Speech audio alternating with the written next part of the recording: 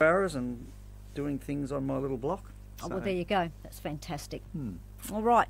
Now, you are you're classed as a recording engineer and a producer. So can you tell us a bit about what it is that you do? Oh, well, in the first instance, I can't hear anything. Oh, can't you? No, that's all right. Doesn't matter. Well, basically, my thing that I've done since I was a wee lad, really, and I'm 60 now, so I started recording bands on really sort of not inferior equipment, but whatever I could afford at the time, you know, and it was a huge passion.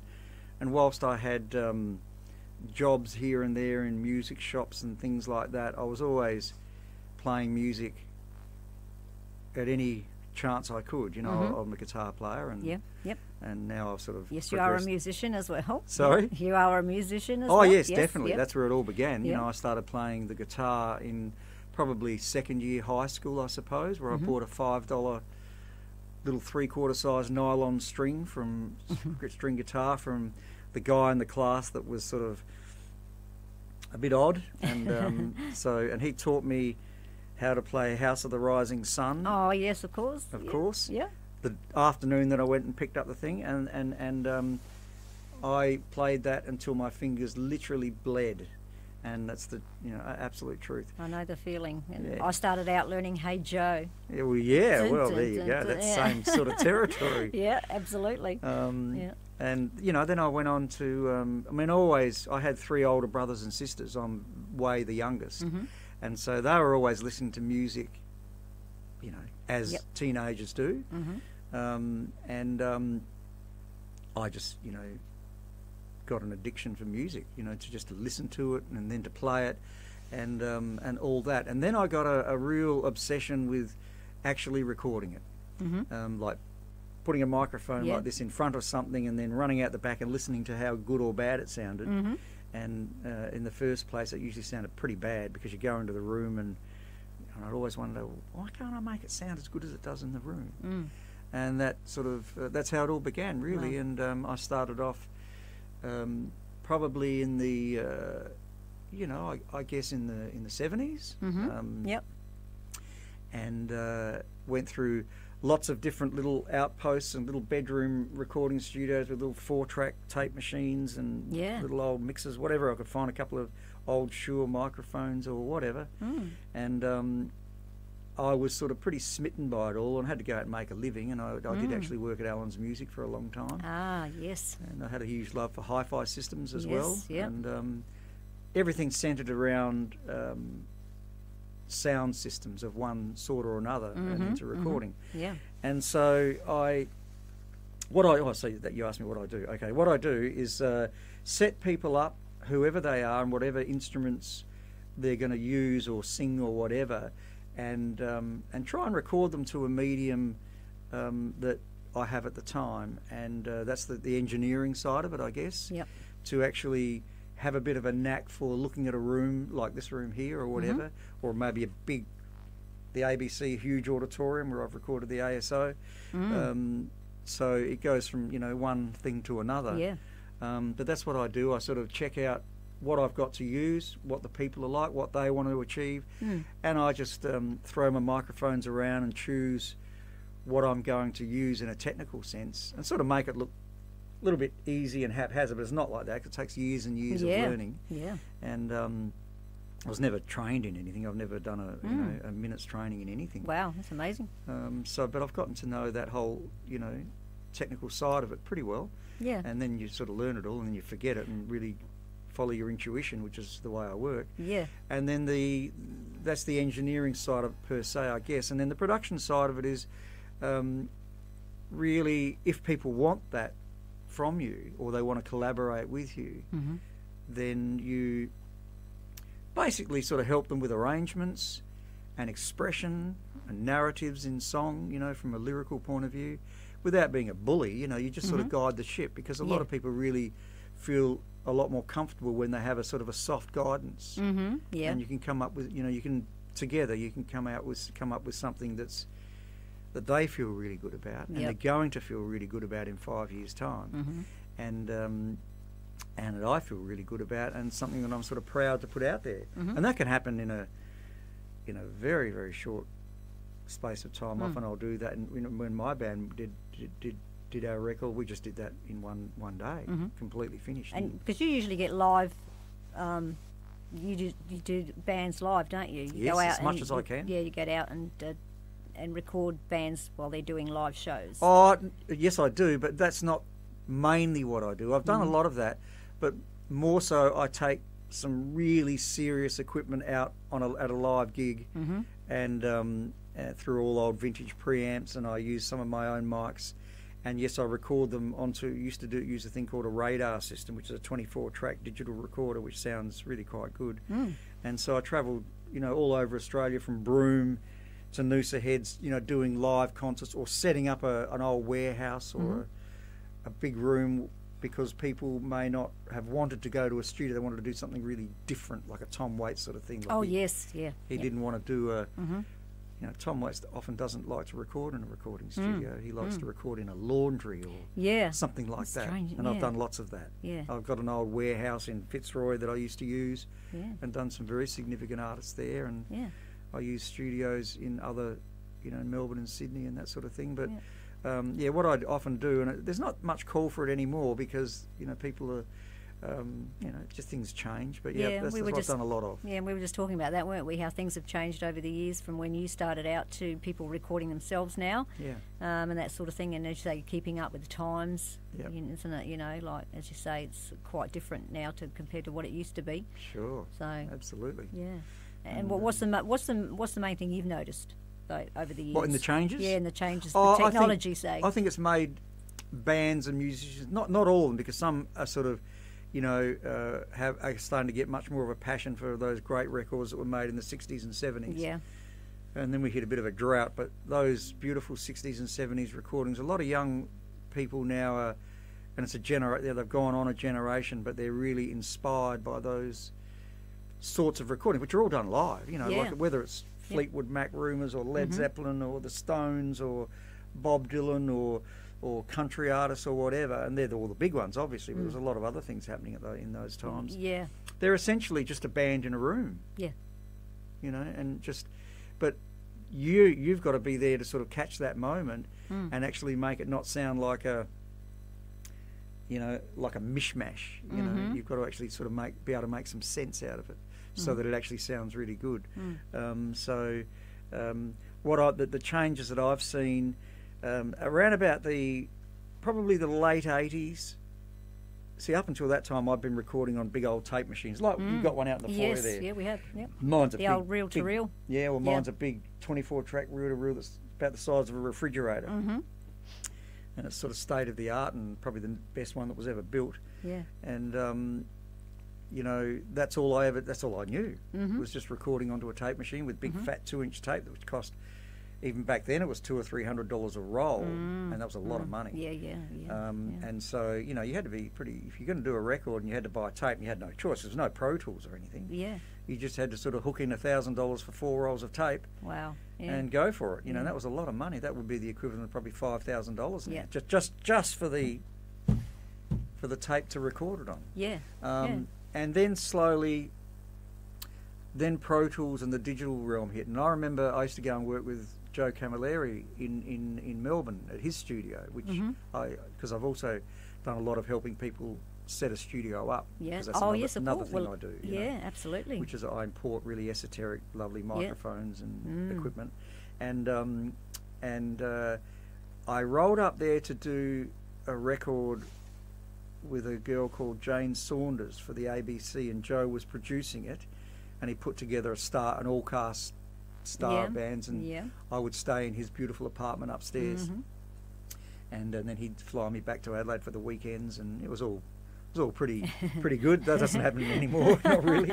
A couple of times, but not like that. And he was lovely, but when I rolled up to sort of get started, because I'd always give myself a day to just set the studio up before anyone arrived and make sure everything was working and all that sort of thing, as a real sort of a bit of a tradesman.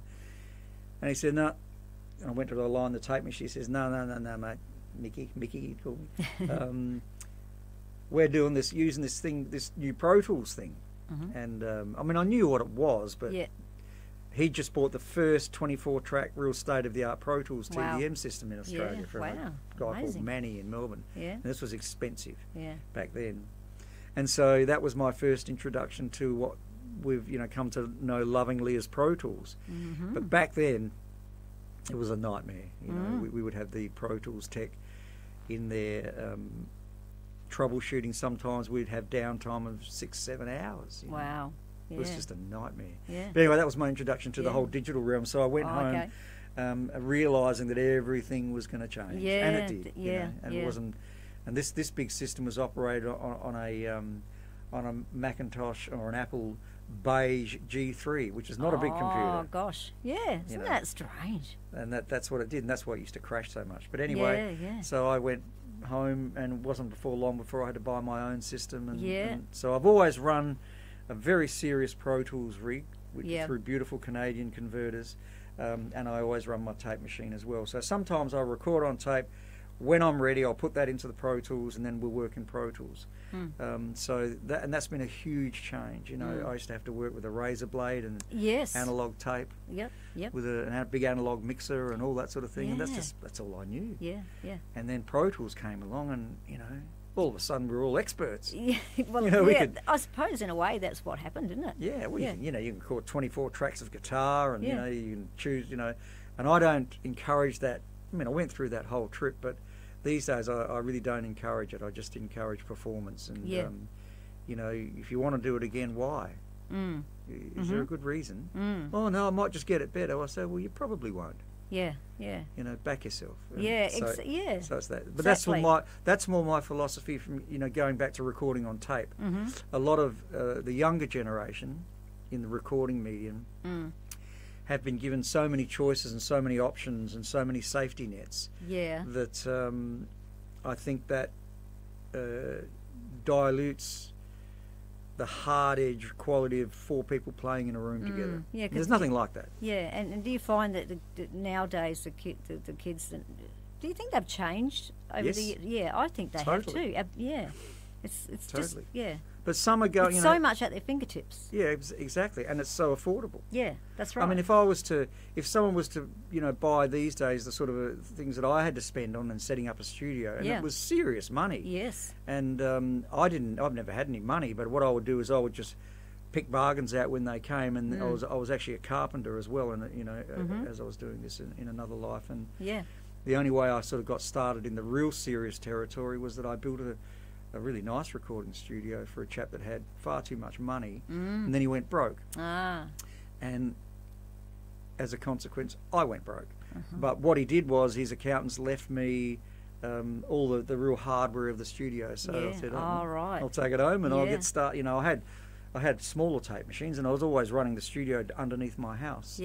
But then I got into serious 2-inch tape, professional studio, and so that's how I started really. And but if I were to sort of buy that sort of equipment now, equivalent sort of thing, you'd be looking at $500,000. Do you think do you get a lot of jobs where people want you to set up their studios? Is there a market out? Is there a big market out there for I'm that? helping a couple of people build big studios at the moment, and I often sort of find big old vintage consoles and work out a way that one person can sell it and the next person can buy it, and I just help the process along. It must be nice to do it for other people, because then you're not using your own money, but you're using their money and looking at all the great stuff on the side. Exactly, and you can pick and choose what you think is really, because obviously people think a lot of you to be able to call you up and do that, because you don't just ask anyone to come and I'm a bit of a sort of I'm very well known in that area. In the area, that's right. For sure, with old microphones, and I collect old microphones and try and source them for people, and they might might want to buy a beautiful old big Neumann microphone that might cost a lot of money, $20,000 or something, but if you can find one. They don't make them anymore. No. And so they become like a vintage Mustang. Same collectors. Thing. It's like it's like vintage cars. And I've got quite a collection of my own. Not that I could have ever afforded to pay the price that people ask for them, but just since I was almost at school, I've just collected and stumbled across things that have become quite quite treasures and worth a lot of money, but I'd never sell them because it's what I use. Yeah, well, that's right. Yeah. Now, you've worked with quite a few people too, haven't you, over the years? So drop some names for us. Oh, gee whiz. Quite a few here. You got. Well, we started out with Joe Cam. We started. I did a lot of work with Joe Camilleri. I know his sister. She used to live next door to me. So Sorry? I knew his sister. We lived next door to one another. Oh, really? Yeah. In Adelaide or Melbourne? In Adelaide. Is that right? Yeah. He's got a big family. He has got a big family. Bloody Maltese, yeah, geez. that's right. And Shane Howard. Yes, I've worked with Shane Howard quite a bit, and Kieran Tolhurst. I've made countless records with Kieran Tolhurst, who was the original member of the Dingoes and country radio, and wrote world #1 hits for Pat Benatar. He lived in New York for a long, long time, and I would go and visit him there. But he also, we'd bring him out to Australia, and we did a record with Kieran producing John Schumann, and I worked with John and still do, for decades. And the Pigram Brothers in Broome, and in Australia I worked a lot with a guy called Jeff Lang, and Susanna Espy. Yes, and Archie Roach. I did the Tracker soundtrack with Archie Roach and Rolf de Heer, and that was very special. Richard Clapton. Yes, Richard Clapton. How long ago was that? That would have been, well, we actually timed it. I think it was a 10-year, because when I did Richard Clapton, and at the same time we were recording Gangajang, the Atlantics, lots of the guys from the Oils, and Richard Clapton, the Pigram Brothers, the Celibate Rifles, we did a surf record that was sort of, the idea came from Adelaide through David Manier and Kieran Tolhurst, because we were doing John's record at the time, and we all had this crazy favourite record called Morning of the Earth, which was made in the mid-70s. It was a surf movie, but the bands that played on it were just, Tamim Shud and Brian Cadd and, all these sort of people. So we got, or Karen, organised the whole thing, and I recorded the whole recording of it, and we worked as a threesome, really. And we found the Freshwater Surf Lifesaving Club, which is in Sydney, just on the North Shores, just north of Manly. And we just lucked out. We set this room up for 2 weeks, and a band would come in every day. Wow! Yeah. And I just set up the most beautiful recording system there, and it was overlooking the beach, and nice. We had it for 2 weeks. And so every day, one day it would be Richard Clapton would come in, but we'd put a band, we'd put a band around him, because he came in on his own. Others, like the Celibate Rifles or Gangajang or the Atlantics, they came in as a band.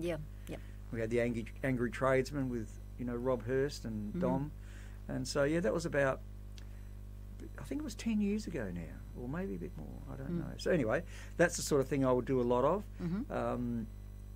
And I worked had the Huckleberry Swedes. The Huckleberry Swedes, and the Angels as well. Yes, done lots with the Angels. And Ben Folds. Yes. Yeah. Well, Super Jesus. Ben lived in Adelaide. Yes, I did. In fact, I just did a day with the Super Jesus a couple of weeks ago. There you go. See, because I did their first record called 8 Step Rail, and they won an ARIA award for that, and it was a really significant record for South Australia. And that's history now. But Sarah rang me up, or one of the guys rang me up, not that long ago, and said, we want to do a song, and let's do it. So she came over from Melbourne, and so we spent a day in the studio doing a great song. So the Super Jesus, and Ben Folds lived in Adelaide for a while, and we got to know each other. Yeah, wow. And he used to use our city studio, and then he sent Amanda Palmer to me when she was touring. I did an album with Amanda Palmer. And I've worked with a band, probably my favourite band, the Yearlings, that are from Adelaide. The Yearlings. But we went and did a record. We've done lots of records at my place and at Chris. Chris got a great little studio as well. Yeah. And we also did a record in New York. With a star-studded band, and that they organised, where we all organised. So lots of people really. Yeah. But often the most interesting. Well, they're all really interesting, but I like working with people that aren't that well known, if you know what I mean. Because that's really fun, and it's really it's amazing how good they can feel when they actually get into an environment like that, and can afford, if you like, to do it properly. And did they tell you what they want from you? Or do you just say, oh, I think we'll go this way? Yeah, mate, a bit of everything, really, you know. My sort of main thing is recording a band pretty much live where everyone's having a great time, and it sort of sounds more like a real analog 70s style of record. That's the sort of gear I use, and that's where I come from.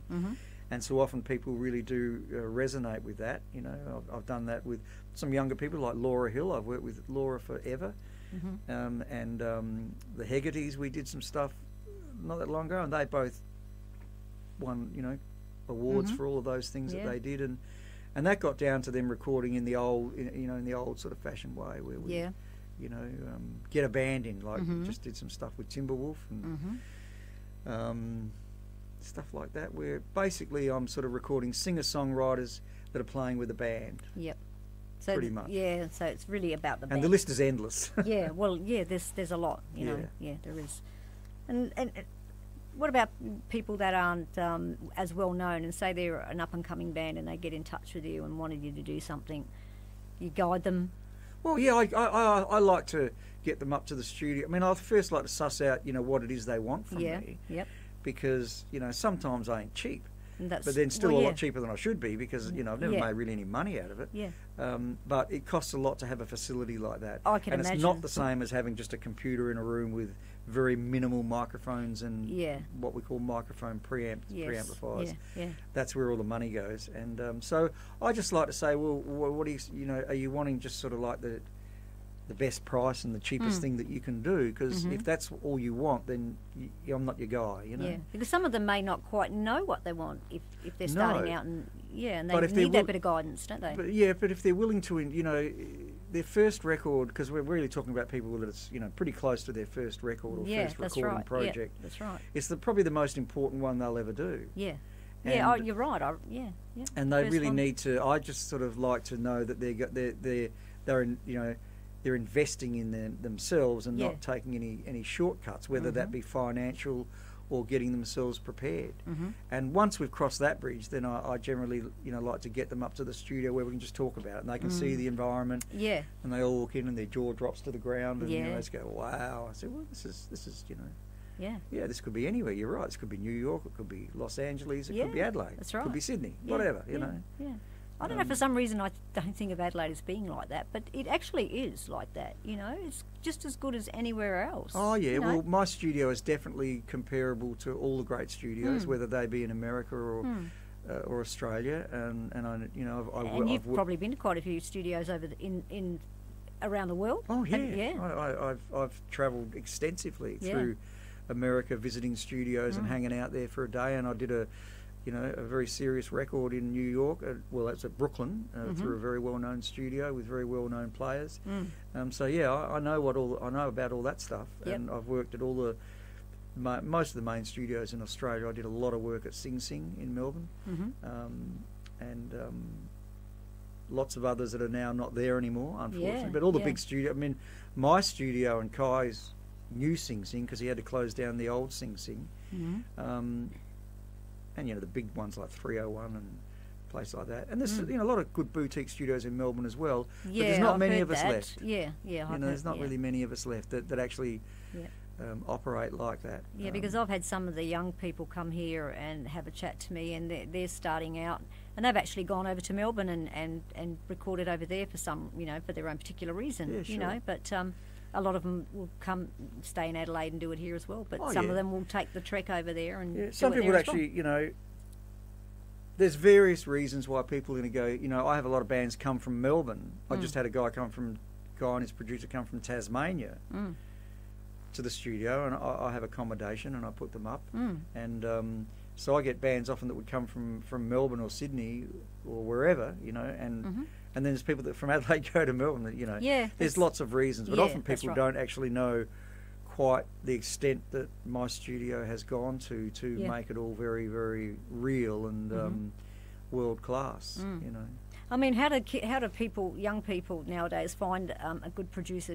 You don't look them up on the Yellow Pages, do you? You generally speak to some, you speak to your friends or, because people that are embedded in the music industry, that's what they do. And that's so, right. you know, They all friends know. of theirs might have got somebody That's to right. produce them. Yeah. You know, a couple of the young guys that have come through the studio over the years are really great producers now, but they're finding it a little bit difficult to get enough work. But it's generally sort of, people might have a favourite sort of a sound or a process or whatever, and then they'll go with that, you know. Yeah. Do you think we have a good band scene here in Adelaide? I think so. Yeah. But gigs are now hard to get. I played in a band in Adelaide for a long time, and and my band still plays. Perhaps maybe not compared to what it used to be, but no, it was much more vibrant. Yeah. And gigs are. You can't just keep rolling up for gigs in Adelaide before you know you've got to travel a bit or whatever. Yes. Most of the people that I've known have made the move to Melbourne, but that's been really hard. You know, you don't just go to Melbourne and think you're just going to walk off the train and it doesn't work that way. It's a pretty closed circuit, you know, even in Melbourne. So you've got to work hard wherever you are. Yeah. But some of the Adelaide bands are surprisingly fantastic. But there's not enough work here for them, you know. I can't think of any of them that don't have a day job. Yeah, that's right. Yeah. You know, there's a lot of bands in Melbourne and singer-songwriters, that's what they do. That's right. Their whole life. Yeah. And, you know, I've worked with a lot of those guys like Geordie Lane. I did a record with, and a guy called Heath Cullen, who I just recorded. He's recording in America at the moment. He's a real star. But when we worked in Australia, I recorded him with Elvis Costello's band in Melbourne. You know, the Imposters, and that was a wonderful time. Yeah, gosh. But he managed to sort of con them into playing on his record, because he got, you know, he's really good at knowing people, and he's a great musician and singer-songwriter. Yeah. So, you know, we do those sorts of things, and so people just have so he's working with a guy in America, or he's just finished the album called Joe Henry, and he's sort of a very well-known singer-songwriter and producer now. So people just sort of follow what they are sort of turned on by, or a sort of person that will put a brushstroke on their material that they really like, and that can come in all sorts of ways. Have you seen any bands that you haven't been too wrapped up with, or no, not really? No, I just think that if people want to do it, they'll do it. And if they come to the studio, they're pretty. You know, no one's going to come to a studio like mine unless they're serious. That's right. Because it costs a lot of money. That's right. Know? Not a lot of money, but it's enough. Yeah, it's enough. You know, and so I just think that the most important people on the day are the people in the room, and if they're investing their time and their finances for me to do what I can do best. That's right. I've had some odd ones. Yeah. But none of them I haven't liked, you know. Yeah, well, that's good. Some of the American guys came over. Often I would get, a manager ring me up from America, or their Australian manager from a record label saying, "Oh, we've got some hot people coming in, and they've heard about your studio and they want to do a day in the studio." And usually that isn't that great. Because usually they're really rude and they sort of really consider you to be a little bit inferior or something. Really? So I've had a couple of those times which have been really disappointing. But that's about all. Yeah, but that's pretty good over the whole time then, isn't it? So, but do you still travel at all? Or are you sort of now mostly home-based? No, the last time I travelled to record was probably with Heath Cullen over to Melbourne. I get less call to do that now because that's not where the whole recording process is going. Whereas there was a time when basically no one was doing what I did apart from me, and so I'd get in my old Mercedes wagon and with 17 flight cases and drive up to Byron Bay or something, you know. So there's not much call for that anymore, and that's fine because it was bloody hard work. It's brutal, isn't it? Oh, yeah. I'd set up in a front bar in a pub in Melbourne, and set up all my gear and record a band. Recorded the large number 12s with Charlie Owen at the Pint on Punt pub. Say that quick. And that was just on a Sunday afternoon where I drove over, set all my gear up on the Saturday evening or the Sunday morning, and made a great live record. But it doesn't come easy. And I recorded the Dingoes live in Adelaide at the Nord Hotel. Okay, the same sort of gear, and recorded a huge concert up in Broome with the Pigrams and John Butler and lots of other people. Yeah. So I did a lot of that sort of stuff. That's really grueling hard work. Yeah. And what's it like with the ASO? Oh, that was It'd be great. great, wouldn't it? Yeah, I did the Storm Boy soundtrack. Yeah, awesome. I got called in to do that. A good friend of mine in Sydney was going to do it, who's got a studio, and you know, we've helped each other out over the years. And as it turned out, he couldn't do it, and the guy that was scoring it and arranging it and everything had moved to Adelaide, so he said, "Well, look, use the ASO," and it's a South Australian film fabulous, anyway, and get me to do it, and so I did. Yeah, fantastic. Yeah. And that was quite a week of work. I went in and set up the whole ABC. I chose the smaller auditorium and used their beautiful big SSL console, which is very similar to the one that I've got in my studio. And so we just spent a couple of days, I can't remember what it was, 2 or 3 days.